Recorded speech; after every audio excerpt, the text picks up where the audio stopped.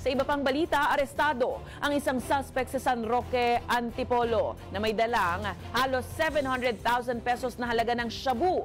Ayon sa pulisya, posibleng konektado ang suspect sa abandonadong shabu laboratory na natuklasan sa Antipolo rin. Natukoy naman na may warrant of arrest ang naturang suspect sa kasong murder. Ang balitang A to Z ni Kim Salinas. Mapapansin sa CCTV ang lalaking ito na naka-helmet na palakad-lakad sa gilid ng palengke madaling araw ng linggo sa San Roque, Antipolo.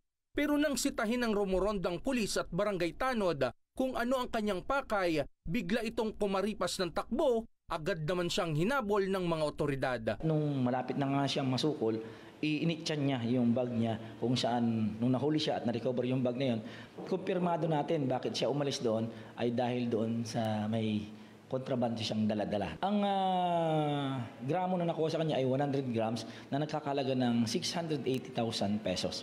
Nahuli ang suspect na kinilalang si alias Power Ranger dahil sa kanyang helmet na suot. Nakumpiska sa kanyang belt bag ang illegal na droga na nakasilid pa sa plastik ng yelo at isang portable weighing scale. Sa imbestigasyon ng mga otoridad, ang suspect ay distributor na magdi-deliver ng droga sa mga retailer na sila namang magre-repack at magbebenta sa street level.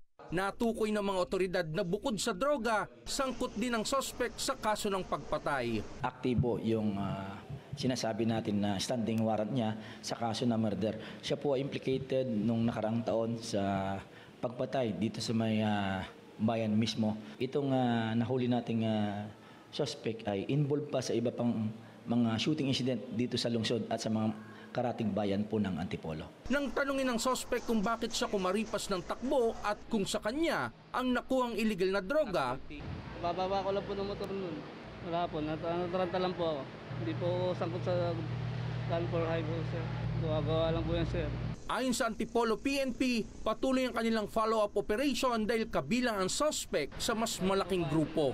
Matatanda ang noong May 9, may natagpo ang abandonadong bahay ang PDEA Calabarzon at PNP sa Barangay Munting Dilaw sa bayan ng Antipolo rin, na isa pa lang shabu laboratory. Kung pagbabasihan natin, doon tayo sa volume kasi at yung frequency, obviously merong supply na dumarating.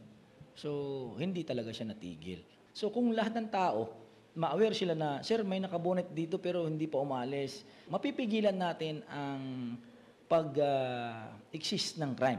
Muling naglabas ng panawagan ng PNP sa publiko na huwag mag-atubiling magsumbong sa mga otoridad kung may kahina-hinalang mga tao o kilos sa kanilang komunidad na posibleng may kinalaman sa illegal na droga.